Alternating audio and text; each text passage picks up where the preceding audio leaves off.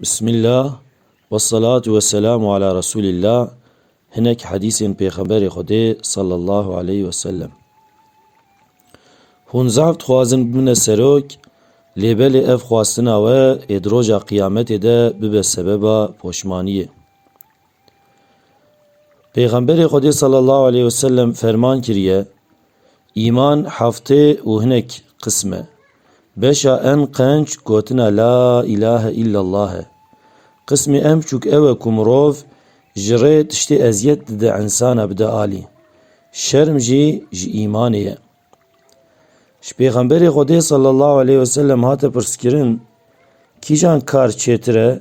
Peygamberê Xwedê sallallahu aleyhi ve sellem got, baweriya bi Xwedê û bi Peygamberê wî. Gotin piştî, got, cihada di rêya Xwedê de. Gotin piştî wî kîjan emel xêrtir e? Peygamberê Xwedê ferman kir, hecceka meqbûl.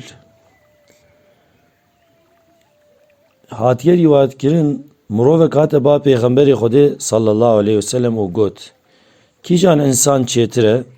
Peygamberê Xwedê sallallahu aleyhi ve sellem ferman kir, xêrtirê müminan ew e ku di rêya Xwedê de bi can û malê xwe cihadê dike.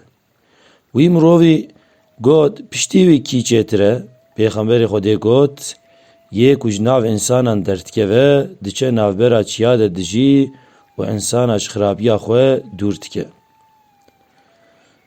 Du çav hene, agir bi wan nagirin. Çavê ji tirsa Xwedê digirî û çavê ji bo Xwedê nobetê digire.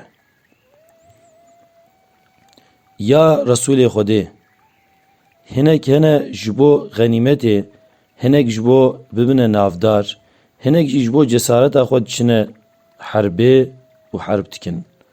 Ji vana kîjan di rêya Xwedê de ye?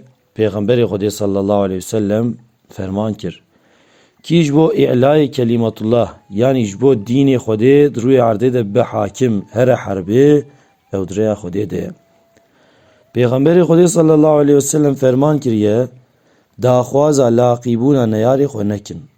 Ji Xwedê celle celaluhu xweşî û afiyetê bixwazin. Ku hûn laqî neyarê xwe bin, êdî sabir bikin û bi qerar bibin. Ji herbê nerebin. Ey Rabbê me, di dinya û axîretê de xweşî, afiyet û aramî bide me. Amin, amin. Bismillah.